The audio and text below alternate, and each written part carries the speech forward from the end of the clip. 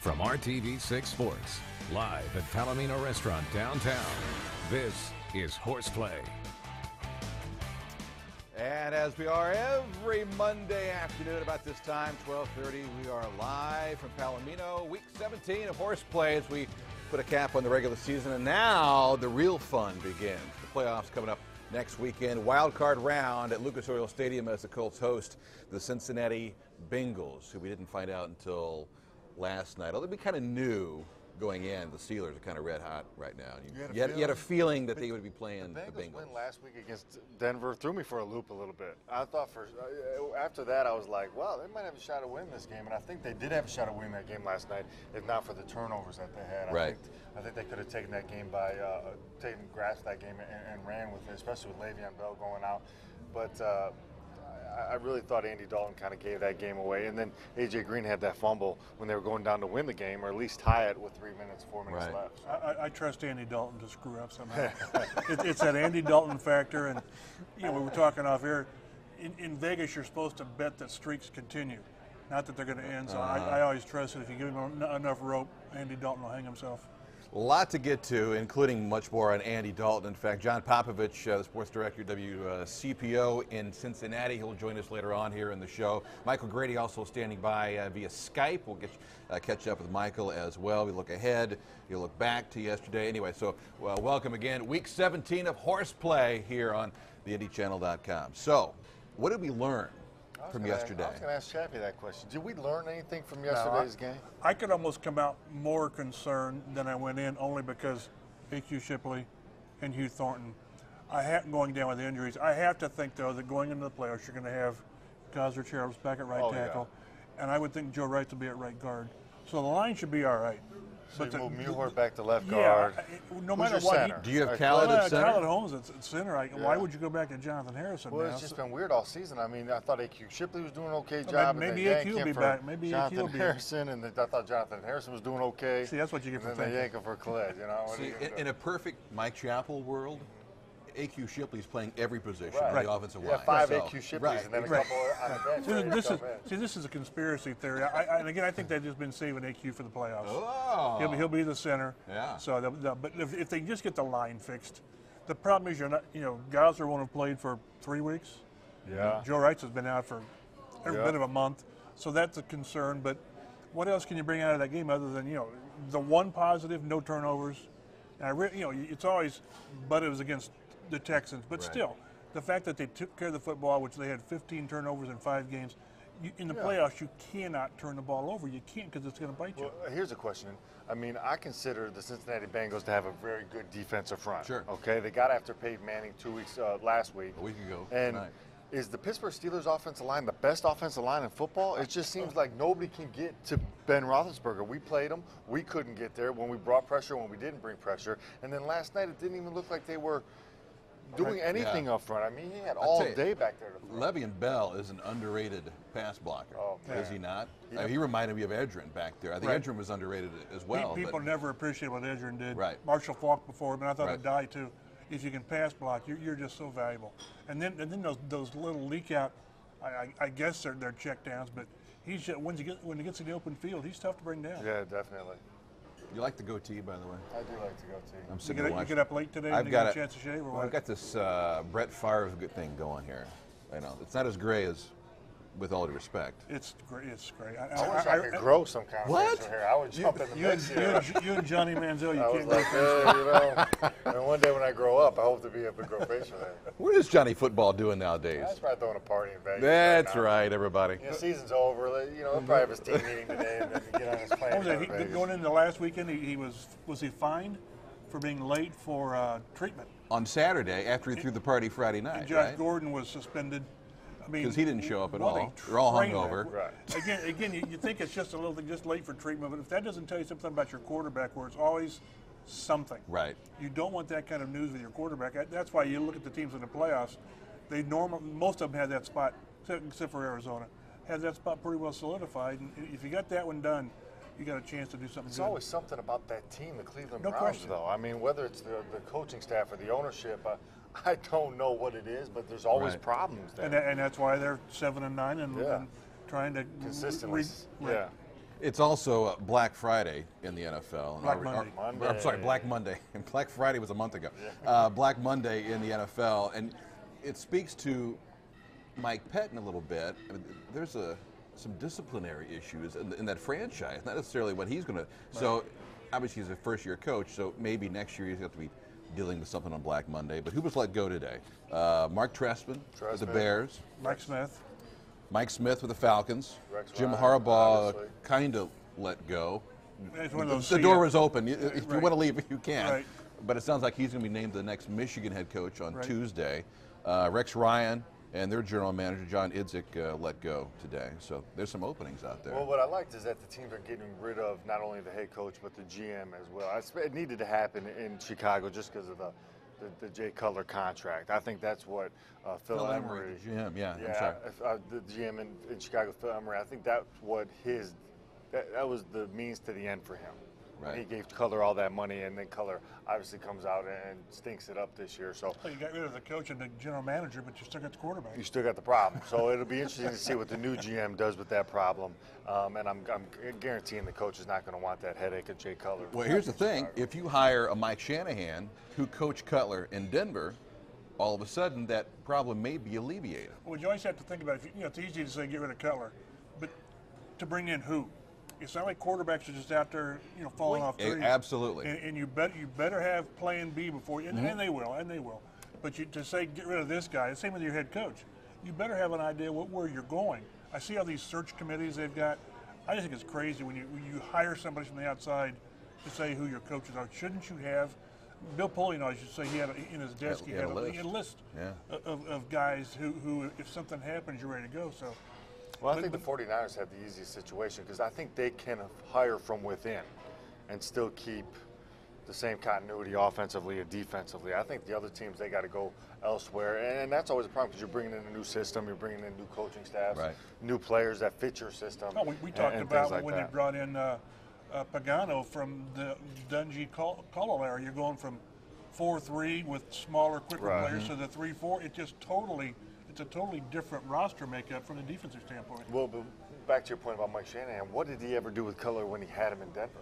I mean, there was really nothing there. He just always But seemed he didn't have the problems that Jay now has.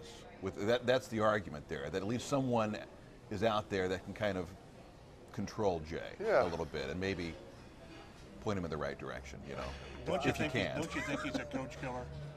I just don't know how. But who are you going to get? Again, to your point, who are you going to get? That's better. I don't know.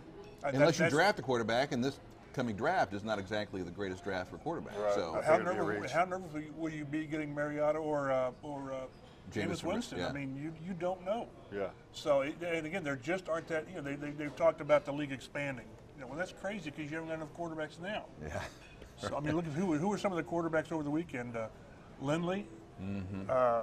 Chase Keenum, Chase Daniel. It's crazy that in the last week of the season, that's who you've gone to. So if you don't get that guy in place, it's like what's Tennessee got to build around? Well, you don't know, and you think you got it right in Jacksonville, but you don't know. Yeah, it's a tough situation. You've got to get that done first before you really move ahead. Well, I think it goes back to there's not many pocket passers in college football anymore. Right. Everybody's going to that offense where you need a quarterback to kind of run around and make plays, and those are the successful teams in college, so those are where everybody's going, and they just don't make NFL quarterbacks. I mean, they're getting hit too much, they're getting hurt. You need a guy that is, if he's going to move around, you need a guy like a Russell Wilson who's just going to do it when he needs to do it and not do it all the time. Isn't there a part of you, though, that kind of wishes Harbaugh would flip the table on this whole thing and say, you know what, I actually want to take the Bears job? Oh, yeah. And that would just stir everything up at that point. Wouldn't that be fun? That'd be exciting. It's not going to happen, but it'd be fun. Yeah. I mean, $8 million to go to Michigan, back to your alma mater. To live in Ann Arbor and with that kind of cash? Pretty sweet, dude. You'd be doing okay. If it's Madison, I say, I think the wife, Madison, Wisconsin. the wife here to come live back in Madison. We're there. Let's go. The wife can learn to live with that kind of environment for $8 million a year, so you can deal with that. We buy a house in the Bay Area. And, That's right. I was going to say, think of the cost of living from San Francisco well, to Ann Arbor, Michigan. So the wife will say, "I'll see you in the off season." Yes. I'm staying out here. Exactly. That's great. Speaking of conversations like this, undoubtedly I was listening on the radio. Michael Grady, Big Joe Stasiak wrapping things up at 1070 The Fan. Michael joins us via the Skype lines right now, and pretty lively conversation, I'm assuming, Michael, on the radio airwaves today. Yeah, on a number of different topics. Specifically the Colts. Doing what they were supposed to do against a bad Tennessee team, and that's go out there and win. And so certainly you feel better about yourselves headed into the playoffs than if the Week 17 game was against Dallas. So you feel better from that standpoint. And then you get in Cincinnati at a really good time. A.J. Green, there are only a handful of instances where a player suffered a concussion one week and then played the next week. So the chances are slim that A.J. Green plays. And we know what that Cincinnati offense looks like without their best wide receiver out there on the football field. So it kind of worked out fairly well for the Colts, it looks like right now. Well, I have to ask you a question. I mean, last night's game, and correct me if I'm wrong, didn't they say that Jermaine Gresham had a concussion in the first half at some point, standing on the sidelines, but then he was back in the game in the second half, and then ends up hurting his leg or knee or lower leg on the touchdown pass? Do we know anything more about him or anything like that? We talked to someone out of Cincinnati, and basically they said that his whole body is hurting. There's something wrong with every ligament, every bone, every joint. He just looked like a battered player. You saw this last night. Every hit that he took, it looked like it took him about 15 seconds to get back up. So possibly no A.J. Green. And then we know how tight ends hurt the Colts all season long. Gresham may not be 100% if he plays at all. So this obviously works out fairly well for the Colts. At least on paper, they still have to execute it for them. Things do look pretty positive here with the Colts. I agree. Given all the injuries. Andy Dalton's a quarterback. It always looks positive when you're a quarterback. Again, the Andy Dalton bashing continues here on the show. What is it, 6 interceptions, 1 touchdown? One touchdown. He's, 0-3 in the postseason? 0-3. He's got like a 60 quarterback rating, a 56 quarterback rating. Yeah. So, again, this is where, if you're going to win one, this is when you take that next step. Although the real next step will be if you can win this one. Well, can I be honest? Jeremy Hill scares me a little bit. He should. He should. You miss a tackle and it's 50 yards. Right. I mean, you go back to the preseason. He looked good against us in the preseason. I was like, man, watch out for this guy. If they got a 1-2 punch, Giovanni Bernard and Jeremy Hill, and now it just so happens that Jeremy Hill's the #1 guy. Right. And now you got Giovanni Bernard coming off the bench. I mean, but without A.J. Green, it ends right there. No, I agree. I mean, you stack the box and you take that away. Right. Mohamed Sanu seems like he drops a couple balls every game, and I don't really. They got Tate, Brandon Tate. I don't know. He can make some plays, but not like an A.J. Green or those guys. So yeah, you have to like it. But again, if we can protect Andrew like the Pittsburgh Steelers did Ben last night, I think it's a done deal. It's a wrap that the Colts will win the first playoff game. The Colts offense will, they'll make mistakes here or there, but for the most part, that they're going to put points on the scoreboard. The Bengals are so conservative when an A.J. Green doesn't play. They don't trust Andy Dalton to throw it all over the field. So to your point, tackling and wrapping up is going to be really important because they'll do a lot of dinking and dunking, and if Giovanni Bernard breaks a couple tackles, as you guys pointed out, he could take it 40, 50-plus yards. Same thing with Jordan Hill. So same thing with Hill. So the Colts are going to have to wrap up. The secondary are going to have to really do a really good job to make sure that the point of contact, they're bringing guys down. Hey, on the flip side, Grady, let's talk about the Colts run game a little bit. Let's not. Should we not? Let's not. I mean, do you think this team is comfortable going into the playoffs, Grady, with this kind of a tandem right now? I mean, I like Boom Herron a lot. Trent has been mostly down, never up. Trent's been Trent. How comfortable do you think this team is, Grady? Enough to get past Cincinnati.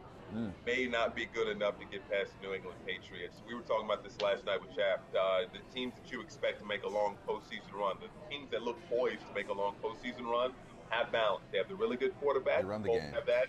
They also have a strong offensive line and running game. The Dallas Cowboys, the Seattle Seahawks, the New England Patriots, whether it's Jonas Gray or LeGarrette Blount carrying the football, they've been effective. That's because they have a solid offensive line. There are very few instances where a quarterback alone led his team to a Super Bowl. Andrew can't do it by himself. So if they don't have that balance with the offensive line and with the running game, it could be a short-lived postseason run.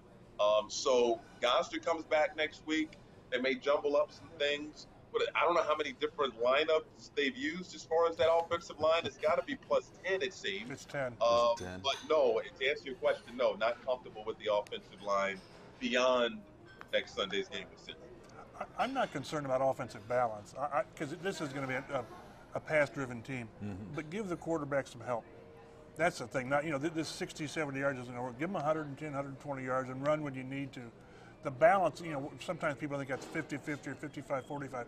I don't think it is. Just give them something that they can rely on. Well, you got to be careful now. There's passing plays that are essentially runs.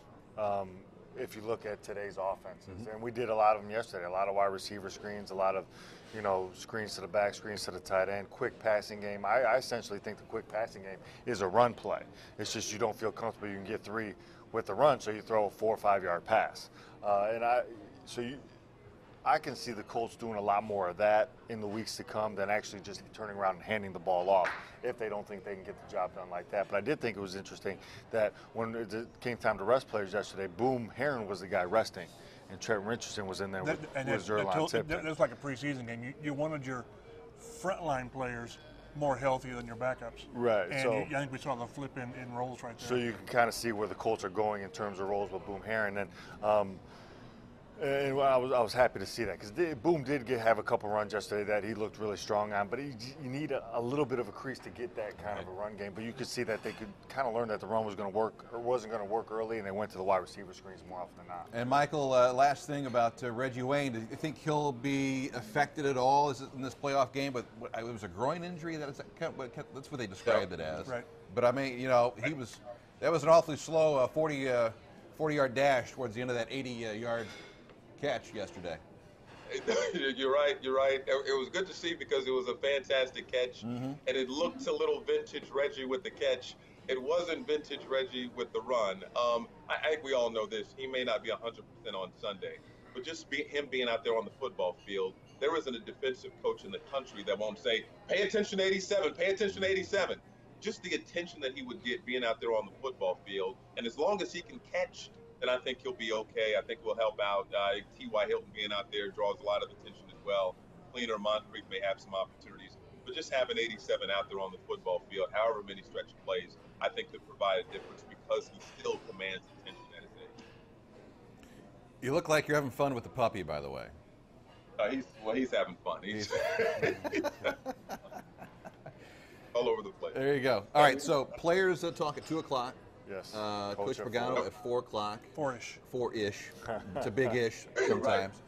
Michael Grady's going to be out there at the complex along with you, Mike Chappell. So we look forward to your report at 5 and at 6 o'clock, Michael. Thanks, buddy. That was good. Take care. See you, fellas. Thanks, man. All right. Let's go inside the numbers real quick to take a look at yesterday's game. Again, John Popovich from WCPO standing by. We're going to get to John and talk about the Cincinnati Bengals, get the Cincinnati side of the story. But, again, the Colts defense stepping up, very businesslike against a team that they should be very businesslike against. Took care of things.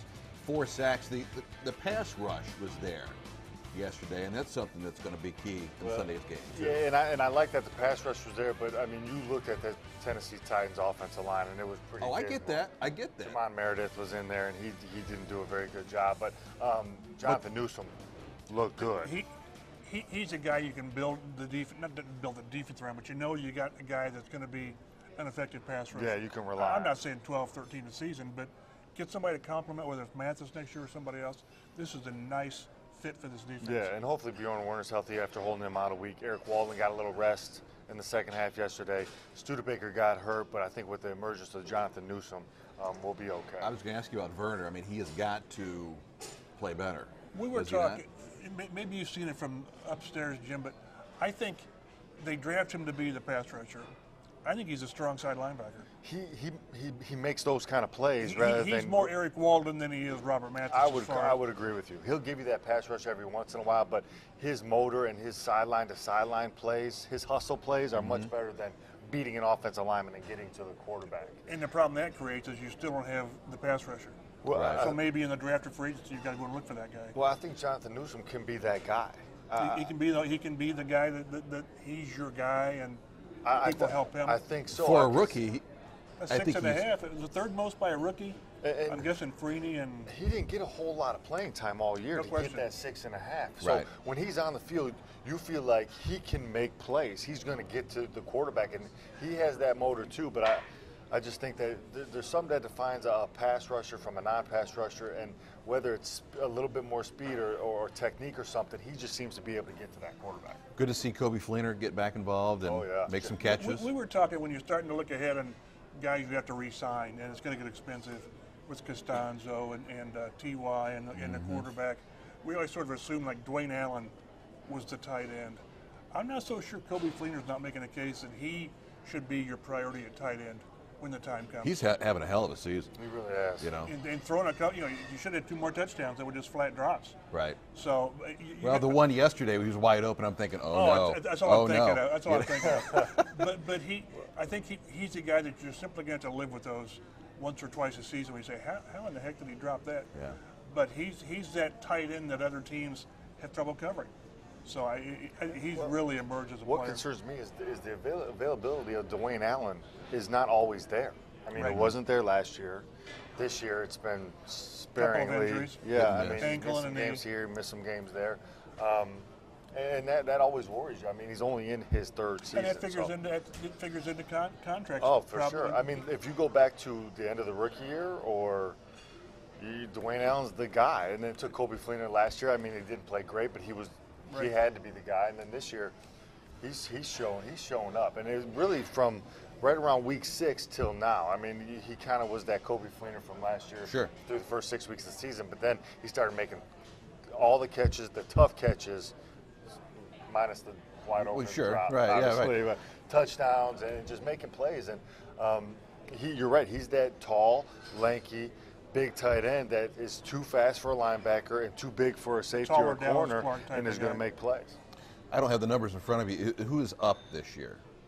Kobe's not up that many yet. up. No. They have one more year left, right? Yeah. But some of those guys, you don't want them to get to that last year. Right. I mean, Andrew, next year will be his 4th year, so you'll pick up his 5th year option because he's a first rounder.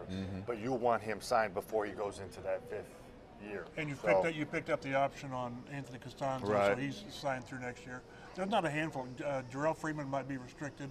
There's a few players, but not a lot. Greg Toller's restricted. I know that for a fact. 3rd-year contract. Greg Toller, he had a 3-year deal. So he has one more. So he's got one more contract. He's got one more. Right.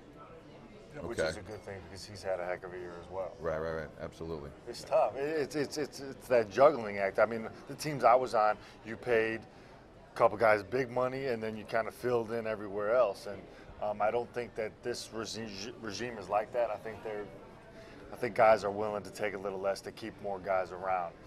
But it all comes down to Andrew. What's Andrew willing to take? You saw Joe Flacco. He took the big deal, and obviously they lost a lot of guys. Now, is Andrew willing to take a little less, be in that 17, 18 million a year rather than the 21, 22 a year? What's your take on that?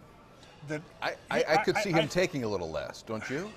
I guess, but there's still. Or does that do a disservice to the whole system at that point? That's the problem. Then the NFLPA jumps down your case because you're doing your contract, but you're doing it for the next guys. Right. What's interesting, let's see how Carolina handles Cam Newton, because he's a year ahead the next one, of Andrews. So, but I think he'll be next year at a decent price. That's what's helped the Colts over these last 3 years is you've had the cheap quarterback. Yeah. So relatively speaking. Right. And you've had all young players. I mean, you've gone and got a veteran here, a veteran there. I mean, LaRon Landry. I mean, are you willing to keep his contract on? I mean, they've got a couple I could see getting rid of in the offseason. Everybody can think that you overpaid for LaRon a little bit, and are you willing to keep overpaying for another year or two? Right. And Adam Vinatieri, which we haven't talked on or talked up yet. I wish he'd have hit that. I mean, I do too. And it was good. It was good, and then it just kind of hooked at the last second. But I had a feeling when they were running on the field, and you just knew. Somebody said 46-yarder. I'm like, oh, it's right there in that range where. Right. It's teetering on long, especially in these conditions. But now he's got a new streak of 2 in a row. There you go. So it's you got to take small steps. I was hoping we'd go for it just so he wouldn't have to kick or get that first down, so he wouldn't have to kick that field goal. But he handled it pretty well too. Yeah. And it was his birthday too. Yeah. 42 years old. I went to look. I think he's the 20th player to play when he's 42. After 42. It's amazing. He's never been better. And he's gone on record saying, I want to play for years to come. I talked to Morton Anderson, who played till he was 47, I think it was, and he said you'll play until the off season when you've got these things wrong with you and you're not dedicated enough to do what it takes. And Vinatieri says, I'll know when it's time, but he still loves it. He says, as long as I'm an asset, not a liability, and you got to like the way Vinatieri's playing right now. Well, he must be getting better with age, because I remember a couple of my last years with the Colts, he was dealing with a little bit of a hip flexor, a hip and a knee, and all that stuff, and I didn't think he would have lasted to this age, 42, or this long of a career. So it's kind of interesting that he's still doing it as good at this age. He must have found the youth or something. We're standing by for John Popovich from WCPO, the ABC television station in Cincinnati. We're going to hook up with John here momentarily, I believe, to look ahead to the Cincinnati Bengals game coming up on Sunday. Playoff appearances since 2000. This is a horrible graphic. If I did this right here, can you see this or not? Since 2000, Josh on the right. Look at this. This is big time TV here, fellas, right here. Oh, we got to come out a little bit. Yeah, come out here. Can you do this? No, this is still working on it. Here we go. No, maybe not. Anyway, Colts since 13. New England. How about the Colts leading the way since 2000, though, in playoff appearances? A testament to what, fellas? What do you Quarterback. think? Quarterback. Sure. I mean, how about backup quarterbacks? Well, I mean, that can be. Well, look at those teams. You've got Peyton Manning, Andrew Luck, Tom Brady, Aaron Rodgers, and I guess I put Flacco. Joe Flacco. Well, since 2000, I mean, Rodgers didn't get there till 2006. Okay, so a few far, but little Brady's far. been there the whole time. Baltimore, I mean, Flacco's been. Yeah, Who was pre-Flacco? Well, Steve McNair. McNair, yeah. Exactly. Kyle Bowler. So if this is since 2000 and the Colts have made it 13 times, how many years have we missed? 1? 3. 2, 3? 2001, 2. 2001 and 2011. 2? Right? Twice. It does beg the question, though, speaking of quarterbacks, what's next? Andy Dalton comes back to town this Sunday.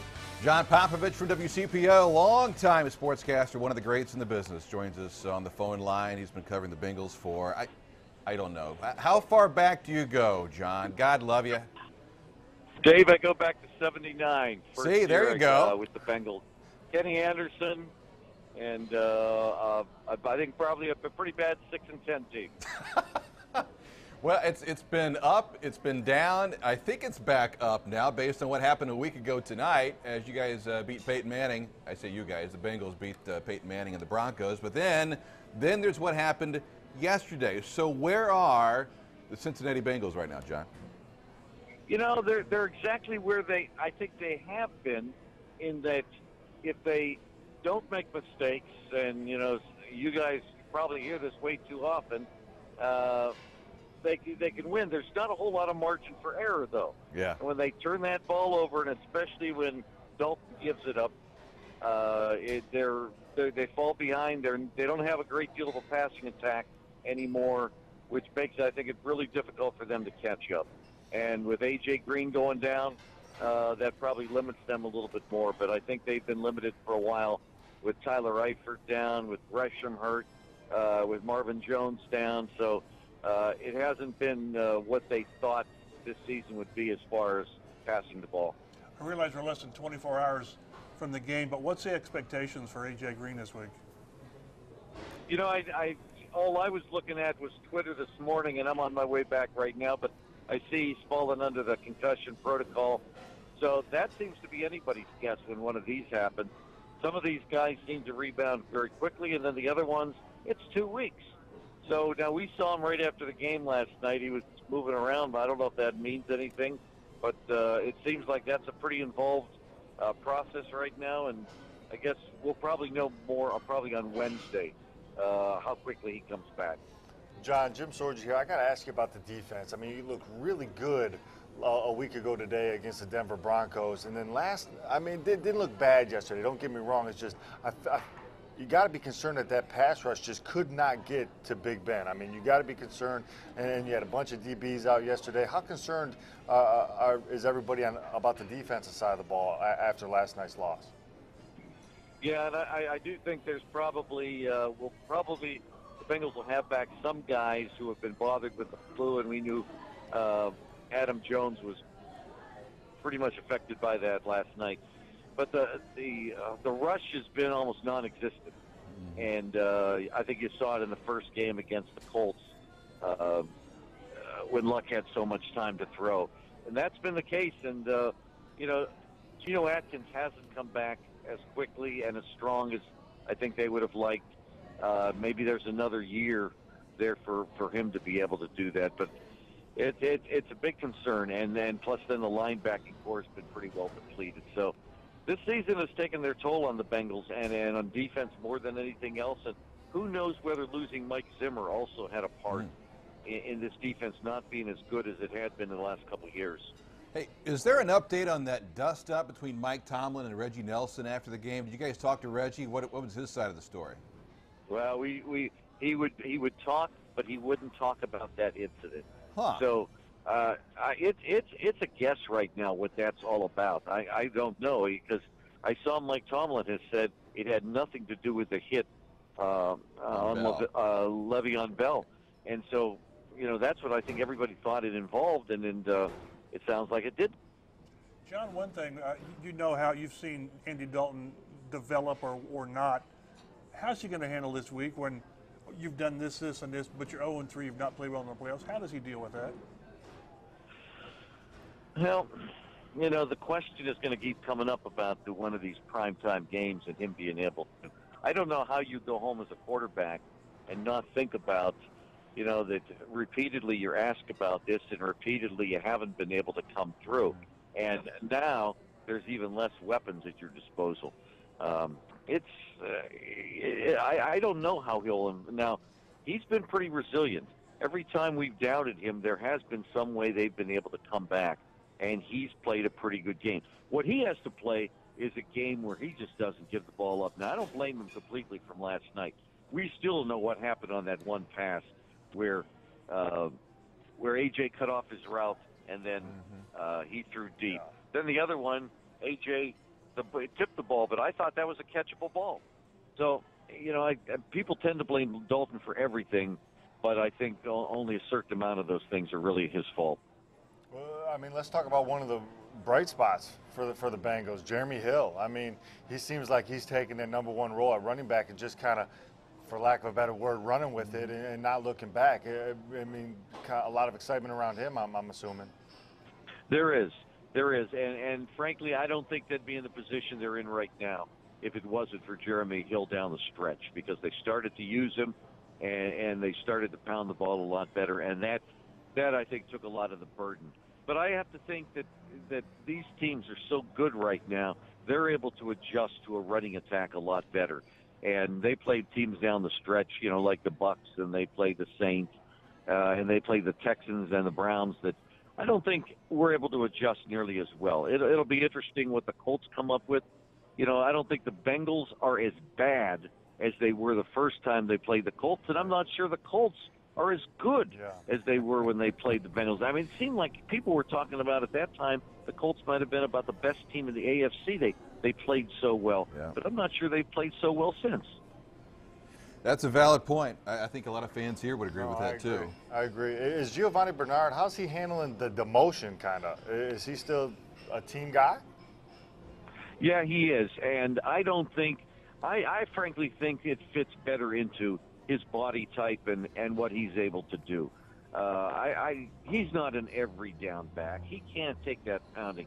He is a little guy. I'm not a tall guy, and I look eye to eye with the guy, and I'm thinking, how in the world could you play this game and do this on a regular basis? So at least I haven't heard any complaining from his front. He still sees the ball a lot. He still sees a lot of little screens. I think some people right now have some problems with him. He does a lot more dancing than I think a lot of people would like to see him. They'd like to see him just get the ball and go. And we've seen too many dancers over the years just waste a lot of time. But, he has talent, he has speed, and hopefully he doesn't let this, because I think there's probably enough work for two backs. John Popovich not only on the phone, on the road as well, coming back from Pittsburgh, back to Cincinnati to get ready to take on coverage of the Colts and the Bengals this coming Sunday. Thanks for your expertise, John. So you go back to '79, so you covered the last time the Bengals won a playoff game in 1990, and the quarterback, the winning quarterback was Boomer. Boomer Esiason. That's right, Boomer Esiason. Crazy to think it's been that long. It's been that long. Yeah, I thought they had more in them at that time. Those were some talented teams they had, and a great offense. And Sam Weitz was a real innovator at that time. And but things didn't come together. Actually, I think that was back in the days where they started to face Plan B free agency and things, and the Bengals didn't react to that. They took some guys away from the line like Max Montoya. It hurt the Bengals terribly. Who do you like? Who do you like, John? Who do I like in the Bengals game? Yeah. I frankly like the Colts. I was up at that first one, and that was murder. Now, I think the Bengals will play better. They've been very resilient this year to be able to bounce back.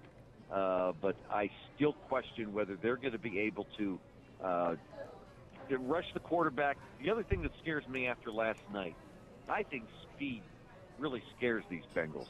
They played off of those receivers pretty far. Antonio Brown scared them to death. And I've got a feeling T.Y. Hilton is licking his chops right now. We shall see. The countdown's officially on. John Popovich at our sister station, the Scripps sister station, WCPO, joining us on the phone lines. Thanks a lot, John. Let us know how we can help out this week up here at WRTV, okay? Okay, thanks. We'll see you in Indy. All right, buddy. Bud. Thanks, man. Appreciate it. Real quickly before we wrap up, I think we're all in agreement. We like the Colts. I think we're all Barring 3 turnovers, I like the Colts. And we know it's a possibility. It's a possibility. That's the scary thing. Well, It's both sides of the ball. Right. So if they turn it over 3 times, we turn it over 3 times. That's still like Good us. to watch. So I think we're good. We're in good shape this week. Thanks for tuning in. For the great Mike Chappell, equally as great Jim Sorgi, I'm Dave Furst. Our thanks to John Popovich, Mike O'Grady as well. We'll see what happens. We're back here next Monday, 12:30, the IndyChannel.com, the RTV6 app, as well as we take a look back and, fingers crossed, look forward. ahead Yep. to Denver or New England. Those guys again. Where would you rather go? Denver. I'm in I would agreement agree with Chad. that. We might end up in Foxborough, though. It always goes through New England sooner or later. Anyway, for all of us here at RTV6, thanks for watching. We'll see you back here next week. Horseplay, RTV6.